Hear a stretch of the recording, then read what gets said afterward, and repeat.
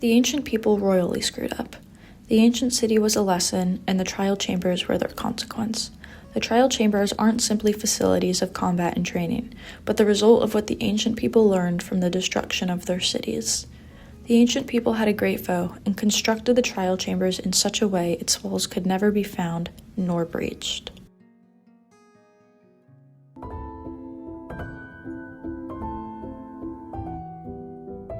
If you're building a structure underground, you're going to want to incorporate a material that is malleable, non-corrosive, durable, and optionally aesthetically pleasing. That material would be copper, because it fits all four of those attributes.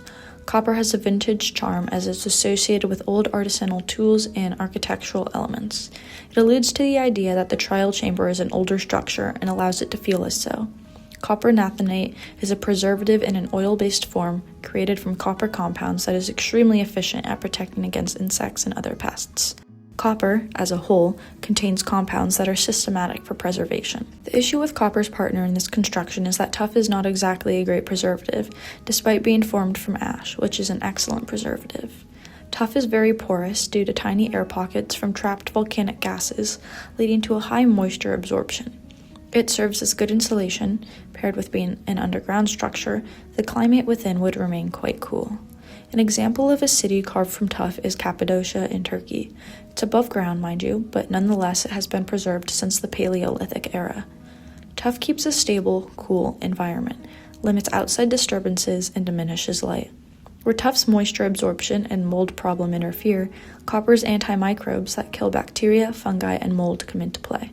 This combo isn't perfect, but both of them together have kept the trial chambers well preserved for, well, I don't actually possess the capabilities to date this structure. The design of the trial chambers is actually inspired by Mesoamerican architecture with a futuristic spin, according to the Wiki Trivia.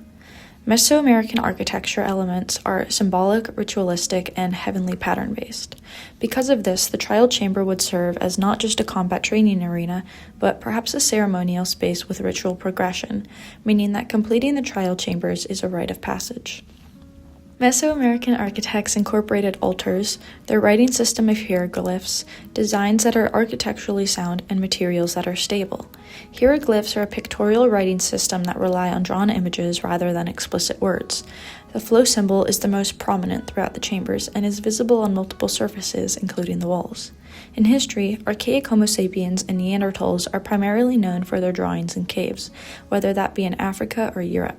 The majority of the figures drawn were other animals that the hominins encountered in their lives, such as horses, bison, mammoths, deer, and ibex. There were also things like human handprints and rarely anthropomorphic beings.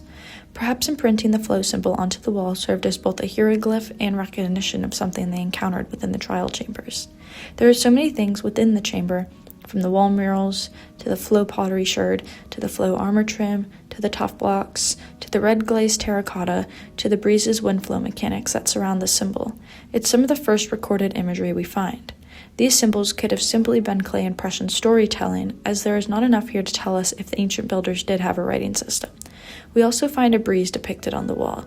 This means that breezes are a focal point of the chamber, but I'm not sure if this is necessarily an altar. The other pottery sherds we encounter in the chambers are guster and scrape, both of which are quite appropriate for this environment. The guster sherd depicts a breeze figure, while the scrape sherd depicts an axe symbol, which can be used on copper to remove wax and deoxidize the blocks. These sherds are found when collected from destroyed decorated pots.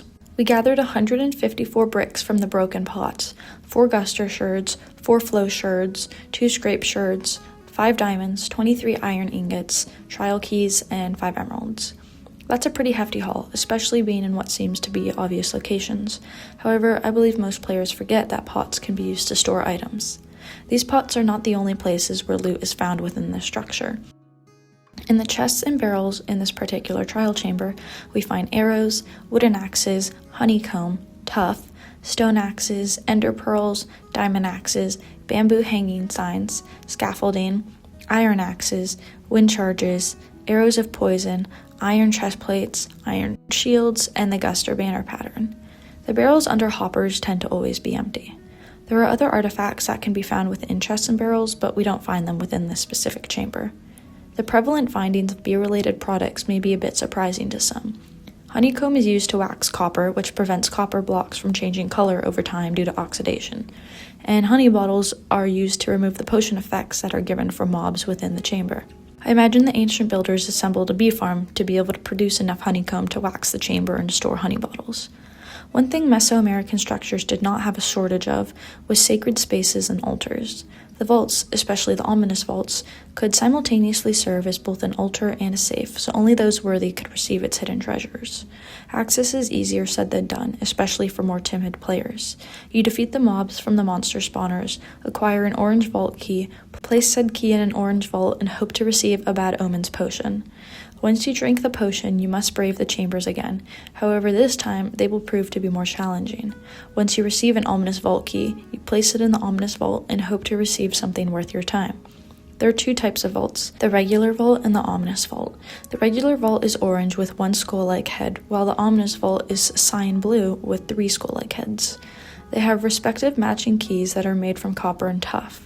The 3-headed vault and key bear a striking resemblance to the Wither, and it's curious as to why the ancient builders would incorporate such a design into their structures when, according to numerous lore theories, the Wither was a great foe of theirs.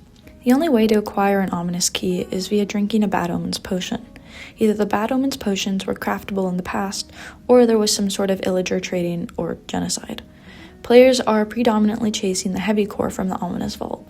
It's a necessary ingredient to craft the mace, an overpowered weapon.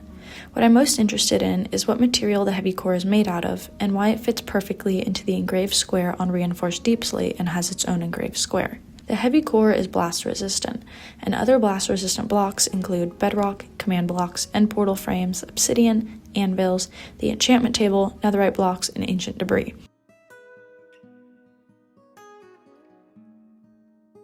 I think the heavy core is made of a medium we are unfamiliar with, and has no connection to these other blast-resistant objects.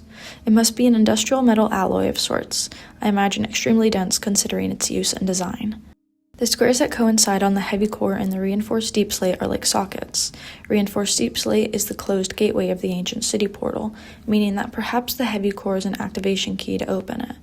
Additionally, the heavy core occupies a full block space, making it behave like a complete unit rather than a partial component.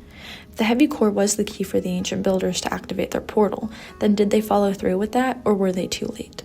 Perhaps there was an issue with activation, and they knew the only way to keep the key safe, or rather keep people safe from the portal, was to put the heavy core in a trial chamber so that only the bravest and strongest would attempt to retrieve the item.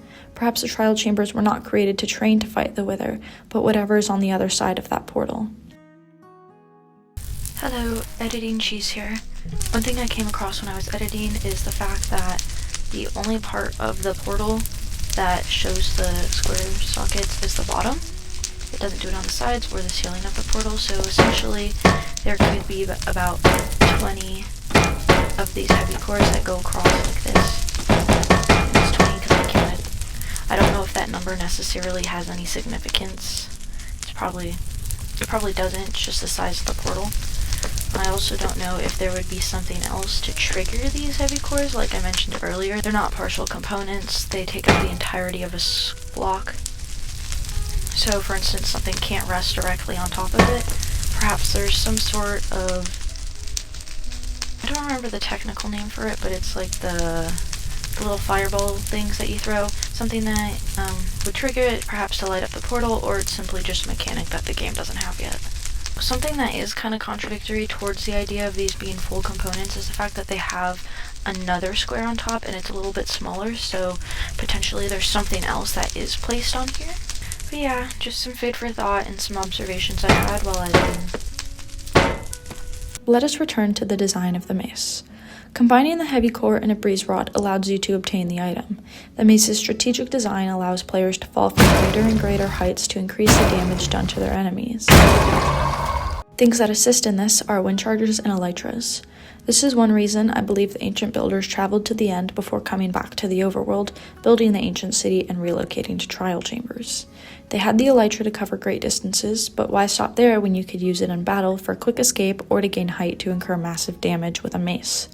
Another piece of evidence that shows us they entered the end before building the structure, assuming that all of the objects placed in the structure were placed at the same time as it was built, is that within the dispensers that are commonly found in Bree's rooms are potions. Not just any potions, lingering potions. Lingering potions can only be created by adding dragon's breath to a splash potion, and dragons are only found in the end. The lingering potions we found were lingering potions of poison and lingering potions of slowness. Because breezes trigger dispensers with their wind charge projectiles, most dispensers are filled with treacherous ammunition to make conquering the chambers much more difficult. The other items we found in the dispensers were fire charges, arrows, a water bucket, snowballs, and splash potions of slowness. It makes sense that the trial chambers would incorporate redstone to some degree, considering the contraptions we encountered in the ancient city. The ancient builders were redstone virtuosos. However, I don't think they figured out how to build a working computer or the orbital strike cannon. And yet, breezes must have been man-made as well, for they only spawn from spawners and never naturally. It is convenient and allows the ancient builders to make sure they have an animal that will both activate the dispensers and drop a tool that can be used in various ways. Breezes must have been inspired from blazes when the ancient builders encountered them in the nether, and then you realize that blazes also only spawn from spawners. The question then is, how did the ancient builders know they needed blaze rods and powder to craft potions and eyes of ender? But that's not the point of this video. I want to return to this idea of controlled monster generation. By some manner, the ancient builders were capable of capturing the essence of a mob into a spawner, and potentially even crafting their own creatures. Monster spawners are metallic cages that usually house a spinning hostile mob. Regular and ominous vaults are of the same material, however much more fortified and seeming to be mixed with tough. All three possess at least one skull head with glowing eyes. The idea that a mob or item can be harnessed into a magic cage and only released by some manipulation of the player is intriguing, to say the least. Something else that is intriguing is how blocks are laid out to correspond with the types of mobs from different spawners. Correlates to blocks that relate to them or from their natural habitat to some extent. For example, the mobs that we encountered were the bogged, zombie, and breeze. The bogged spawners were surrounded by podzol with red mushroom and bone blocks. The zombie spawners were surrounded by cobblestone and mossy cobblestone.